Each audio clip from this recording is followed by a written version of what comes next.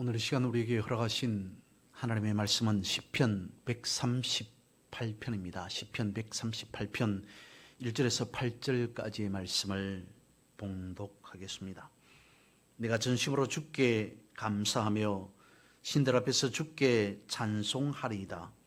내가 주의 성전을 향하여 예배하며 주의 인자하심과 성실하심으로 말미암아 주의 이름에 감사하오리니 이는 주께서 주의 말씀을 주의 모든 이름보다 높게 하셨습니다.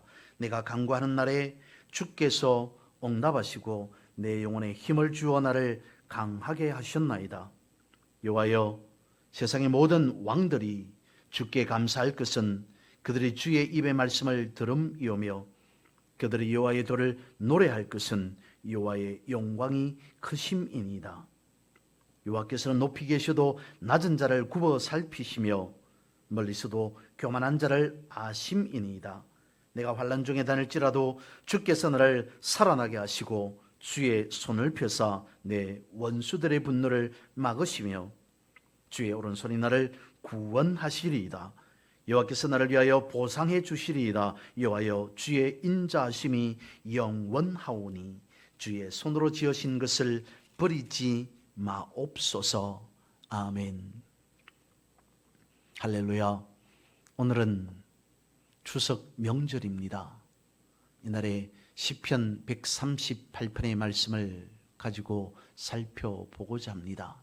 오늘 본문의 말씀 시편 138편의 말씀은 하나님께서 우리에게 모범으로 보여주시는 기도문이요 찬송시라고 할 수 있습니다. 또한 더불어서 1절과 2절 그리고 4절 말씀에 반복되는 감사의 표현이 나오므로 감사의 시라고 할 수도 있습니다. 1절 말씀에 내가 전심으로 주께 감사하며 라고 하는 이 말씀은 온 마음으로 하나님께 감사한다는 겁니다. 모든 일에 모든 것에 하나님께 감사한다는 것이죠. 그러므로 믿음은 곧 감사입니다. 만약에 믿음을 자로잴 수 있다면 감사의 길이만큼이 믿음일 것이요 믿음을 되로 담을 수 있다면 감사의 분량만큼이 믿음일 것이며 믿음을 무게로 달 수 있다면 감사의 무게만큼이 믿음일 겁니다. 하나님께서는 우리가 전심으로 드리는 감사의 예배를 기뻐하십니다. 때문에 우리는 전심으로 감사해야 할 이유가 있는 것이죠. 그 첫 번째로 주의 인자하심과 성실하심 때문에 감사해야 합니다. 여기에서 말씀하고 있는 인자라고 하는 것은 사랑과 자비라고 하는 뜻이요 성실함이라고 하는 것은 신실이라는 의미이며 확실함 또한 진실, 진리라고 하는 의미를 가지고 있습니다. 인자와 성실함 이 두 단어를 연결해서 생각해 보면 하나님께서는 우리를 사랑하시되 확실하게 사랑하신다는 겁니다. 다시 말씀을 드리면 하나님께서 우리를 사랑하시되 하나님께서 약속하신 바를 끝까지 책임지시고 반드시 이루시는 분이라는 거죠. 그래서 하나님의 이름을 걸고 사랑하시고 약속의 말씀을 지키신다라는 겁니다. 그러므로 우리는 하나님의 이름을 마음에 새기고 하나님께 감사해야 하는 것입니다. 하나님의 인자하심과 성실하심이라는 것은 2절 말씀에 이는 주께서 주의 말씀을 주의 모든 이름보다 높게 하셨음이라 라는 것으로 나타나게 됩니다. 다시 말씀을 드리면 하나님의 이름과 하나님의 말씀을 세상의 그 어떤 것보다도 높게 해 두셨다라는 것입니다. 높이셨다는 겁니다. 때문에 우리는 하나님의 이름과 하나님의 말씀 앞에 감사해야 하는 것이죠. 두 번째로는 내가 간구하는 날에 주께서 응답하시기 때문에 감사해야 합니다. 하나님은 우리가 기도를 들으시고 응답하시기에 합당하신 분이십니다. 또 감사와 찬송과 예배를 받으시기에 합당하신 분이십니다. 오늘 본문의 말씀에 기도에 응답하시는 하나님께 감사하다라고 말씀하고 있습니다. 믿는 우리에게 있어서 하나님으로부터 응답받은 것이 없다면 그것은 어쩌면 우리가 기도하지 않았다는 것일 수도 있습니다. 빌립보서 4장 6절과 7절 말씀에 이와 같이 약속하고 있기 때문이죠. 아무것도 염려하지 말고 다만 모든 일에 기도와 간구로 너희 구할 것을 감사함으로 하나님께 아뢰라. 그래야만 모든 지각에 뛰어나신 하나님의 평강이 그리스도 예수 안에서 너희 마음과 생각을 지키시리라 말씀하고 있습니다. 이와 같은 말씀에 아멘 하는 자에게 하나님은 은혜를 주십니다. 우리가 감사하고 평강을 누리는 것이 어려움이 없기 때문에 아닙니다. 어려움 가운데 있지만 하나님께 간구하고 그 가운데서 하나님께서 주시는 평강을 누리며 하루하루 살아가게 되는 것이죠. 그런 삶 속에서 우리는 감사할 수 있어야 한다라는 겁니다. 세 번째, 내 영혼에 힘을 주시어 나를 강하게 하시기 때문에 우리는 감사할 필요가 있습니다. 앞서 말씀을 드린 것처럼 우리의 삶은 날마다 신바람 나는 것은 아닙니다. 때로는 힘들고 어려울 수 있습니다.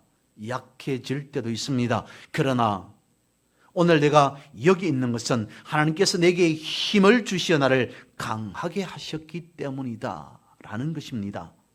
그래서 어떤 일이든 감당할 수 있고 때로는 넘어질 뻔하였으나 하나님께서 붙잡아 주심으로 그러므로 내가 여기에 있나이다. 내가 오늘 하루를 살아갈 수 있다라는 거죠. 하나님은 우리의 힘이요 능력이십니다. 5절 말씀에 보면 세상의 왕들도 여호와의 도를 노래할 것이다 말씀하십니다. 이방의 왕도 여호와의 영광이 크다는 것을 보았습니다. 깨달았습니다. 하나님의 주권이 나타나는 것을 보았기 때문이라는 거죠.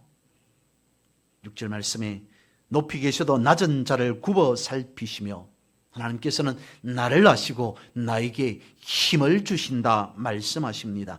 또한 7절 말씀에 환난 중에 다닐지라도 주께서 나를 살아나게 하시고 내가 절망 중에 있을지라도 그런 가운데에서조차 나를 살아나게 하신다. 나를 일으켜 세우신다. 고백하며 감사하고 있습니다. 그래서 우리의 삶 속에 환난과 같이 힘들고 어려운 일들이 있을지라도 절망하는 그런 일들이 있을지라도 그 가운데서 주께서 나를 놓지 않으시고 붙잡아 주셔서 나를 세워 주신답니다. 그래서 우리는 전심으로 하나님 앞에 감사할 수밖에 없는 겁니다. 네 번째로는 여호와께서 나를 위하여 보상해 주시기 때문에 우리는 감사해야 한다는 거죠. 8절 말씀에 여호와께서 나를 위하여 보상해 주시리이다. 풀이해 보면 여호와께서 나와의 관계를 통해 완전케 하신다라는 것입니다. 하나님께서는 시작하신 일을 끝까지 완성하시는 분이시라는 거죠. 사도 바울이 빌립보 교인들에게도 썼듯이 너희 안에 착한 일을 시작하신 이가 그리스도 예수의 날까지 이루리라 라고 하는 것을 경건한 자들은 확신하였습니다. 이는 우리 자신 안에 선한 것이 있어서가 아닙니다. 하나님의 인자하심과 날 향한 사랑이 영원히 변하지 않기 때문입니다. 감사는 안 되는 것을 되게 합니다. 감사는 불완전한 것을 완전케 합니다. 감사는 넘어진 것을 다시 일으켜 세우는 것입니다. 환난을 손을 펴서 막아주는 것이 감사입니다. 그러므로 우리는 전심으로 하나님 앞에 감사할 수밖에 없는 거죠. 여호수아서 말씀을 보면 내가 너를 떠나지 아니하며 버리지 아니하리라 약속하십니다. 이 약속의 근거에서 이와 같이 다시 격려해 줍니다. 그러므로 강하고 담대하라. 하나님은 강하고 담대하게 우리가 해야 할 직분을 허락해 주셨습니다. 강하고 담대하다는 것은 우리에게 있는 것이 아닙니다. 내가 너를 떠나지 아니하며 버리지 아니하리라 이 말씀을 믿을 때 우리는 비로소 담대할 수 있다는 거죠. 말씀하신 하나님의 이름의 능력을 믿을 때 우리는 담대할 수 있습니다. 우리는 지금까지 살아오면서 어려움 가운데 있어서도 기도하며 내 영혼에 힘을 주신 하나님께 감사하며 찬송하며 기도하고 있습니다. 또 다른 한편으로는 남아있는 어려움이 있을지라도 그것을 극복하게 해 주실 것을 믿고 기도하고 또한 더불어 감사하고 있을 줄 압니다. 이 결실의 계절에 항상 주님을 찬양하며 전심으로 하나님을 감사하는 믿음의 삶을 살아가는 그런 여러분 모두 되시기를 주님의 이름으로 선포하고 축복합니다. 기도하겠습니다.